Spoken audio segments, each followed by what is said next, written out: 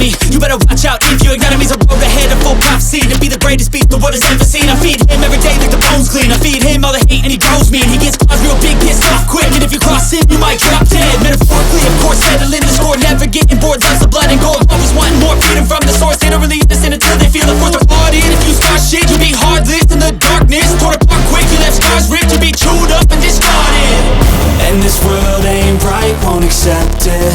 Negative energy, I expect it. Once it's in your mind, it's infectious. So fight for